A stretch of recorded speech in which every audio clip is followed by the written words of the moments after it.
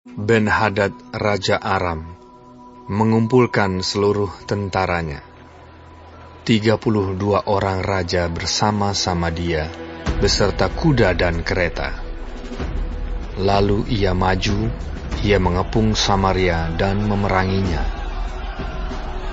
Kemudian ia mengirim utusan ke kota itu, kepada Ahab, Raja Israel, dengan pesan. Beginilah pesan Ben-Hadad.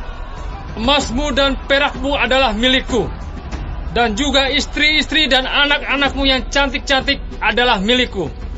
Raja Israel menjawab, katanya, seperti bicaramu itulah ya tuanku raja. Aku ini, dengan segala yang ada padaku, adalah milikmu. Sesudah itu, utusan-utusan itu kembali dan berkata, beginilah pesan Ben-Hadad. Memang aku telah menyuruh orang kepadamu mengatakan, emas dan perakmu, istri-istri dan anak-anakmu harus kau serahkan kepadaku. Tetapi besok kira-kira pada waktu ini, aku akan menyuruh pegawai-pegawaiku kepadamu, dan mereka akan menggeledah rumahmu dan rumah pegawai-pegawaimu. Maka segala yang mereka lihat dan ingini, akan mereka ambil dan mereka bawa. Lalu Raja Israel memanggil semua tua-tua negeri itu dan berkata, camkanlah, orang ini mengikhtiarkan kecelakaan kita, sebab ia telah menyuruh orang kepadaku, meminta istri-istriku, anak-anakku, emas dan perakku, dan aku tidak menolak memberikannya kepadanya. Lalu kata semua tua-tua dan segenap rakyat itu kepadanya, jangan dengarkan, jangan luluskan. Sebab itu, ia berkata kepada utusan-utusan Ben-Hadad, katakanlah kepada tuanku raja, segala yang pertama kali kau suruhkan kepada hambamu ini, aku akan melakukannya. Tetapi tuntutan yang kemudian ini tidak dapat kupenuhi. Lalu pergilah utusan-utusan itu dan menyampaikan jawab itu kepada Ben-Hadad. Ben-Hadad menyuruh orang kepada Ahab dengan pesan, beginilah kiranya para Allah menghukum aku. Bahkan lebih lagi daripada itu, jika rakyat mengikut aku, masih dapat menjemput segenggam penuh debu puing Samaria. Tetapi Raja Israel menjawab, katanya, katakanlah, orang yang baru menyandangkan pedang, janganlah memegahkan diri seperti orang yang sudah menanggalkannya.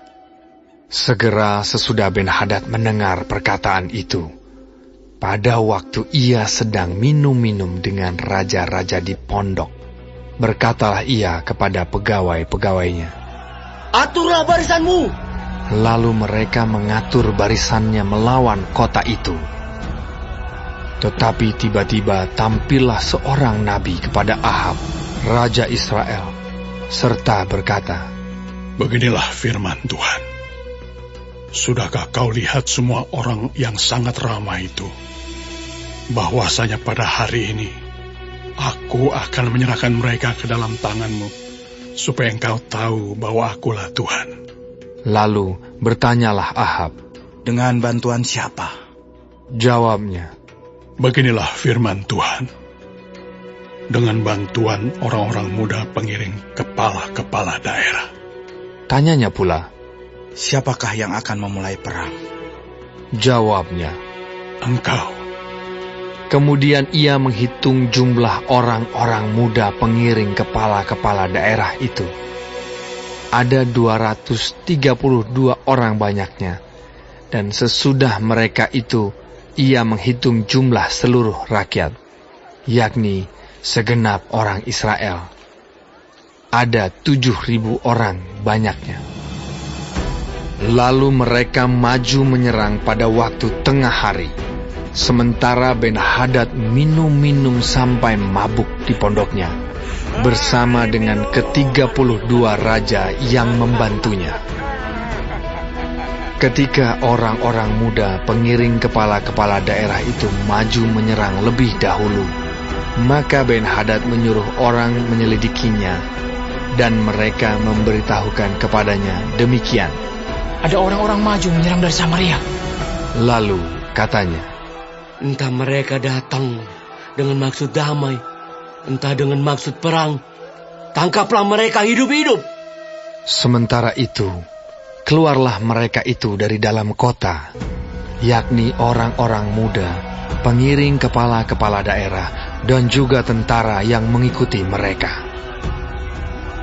Lalu mereka masing-masing membunuh lawan yang dihadapinya, sehingga orang Aram itu melarikan diri dan dikejar oleh orang Israel.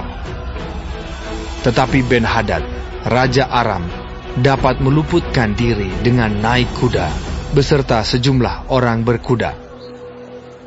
Juga Raja Israel maju, lalu memusnahkan kuda dan kereta itu, dan mendatangkan kekalahan yang besar kepada orang Aram. Lalu tampillah nabi itu kepada Raja Israel dan berkata kepadanya, Baiklah, kuatkanlah hatimu. Pertimbangkan dan pikirkanlah apa yang harus kau perbuat. Sebab pada pergantian tahun, Raja Aram akan maju menyerang kau. Pegawai-pegawai Raja Aram berkata kepadanya, Allah mereka ialah Allah gunung. Itulah sebabnya mereka lebih kuat daripada kita. Tetapi apabila kita berperang melawan mereka di tanah rata, pastilah kita lebih kuat daripada mereka. Bertindaklah begini. Pecatlah raja-raja itu masing-masing dari kedudukannya, dan angkatlah bupati-bupati menggantikan mereka. Lalu kerahkanlah tentara sebanyak tentara yang telah gugur dari pihakmu itu. Demikian pula kuda dan kereta sebanyak yang dahulu. Marilah kita berperang melawan mereka di tanah rata. Pastilah kita lebih kuat daripada mereka.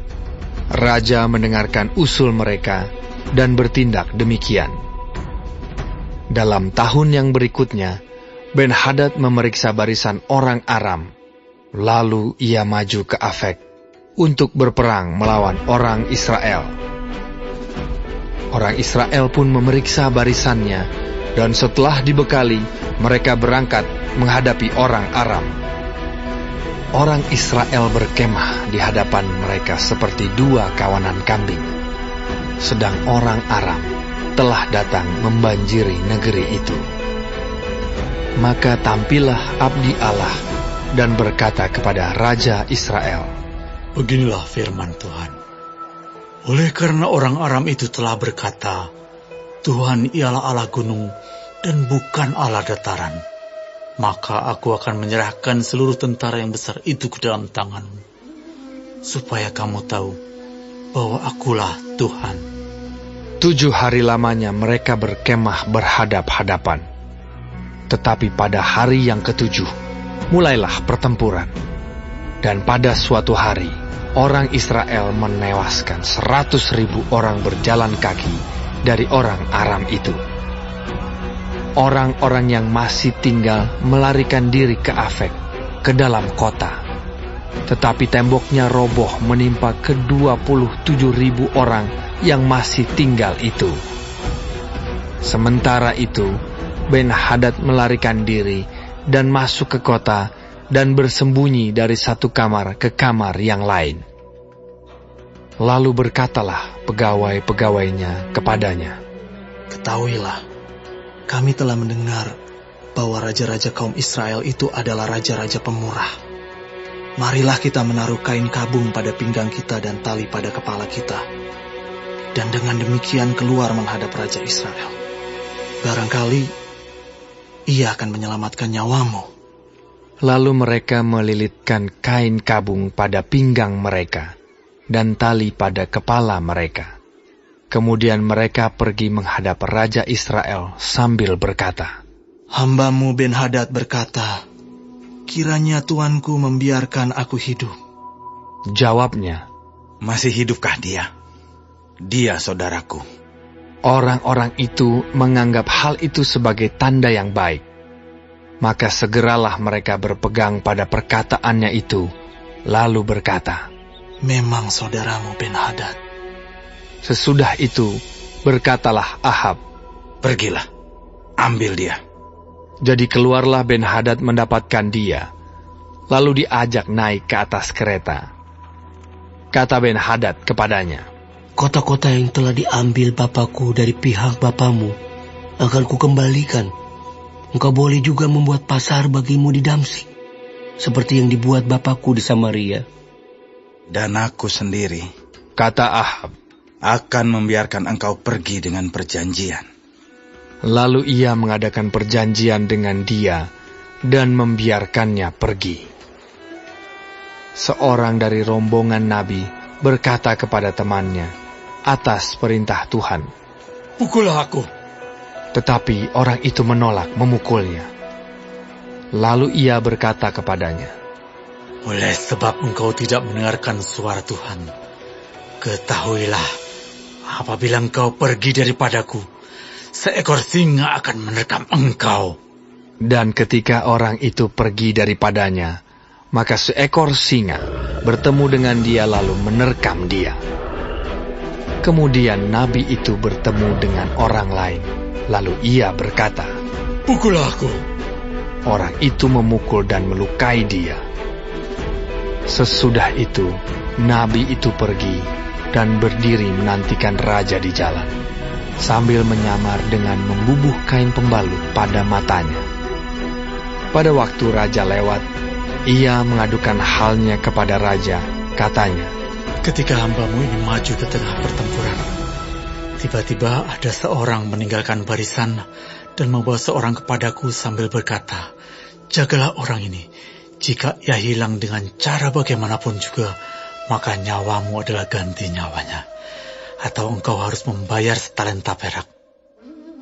Ketika hambamu ini repot sana-sini, orang itu menghilang. Kemudian Raja Israel itu berkata kepadanya, Begitu jugalah hukumanmu. Engkau sendiri telah menetapkannya. Lalu segeralah ia membuka kain pembalut itu dari matanya, sehingga Raja Israel mengenali dia sebagai seorang dari rombongan nabi. Kata nabi itu kepadanya, Beginilah firman Tuhan. Oleh karena engkau telah membiarkan lolos orang yang dikhususkan bagiku untuk ditumpas, maka nyawamu adalah ganti nyawanya, dan rakyatmu ganti rakyatnya. Lalu Raja Israel pergi ke istananya dengan kesal hati dan gusar. Maka sampailah ia di Samaria.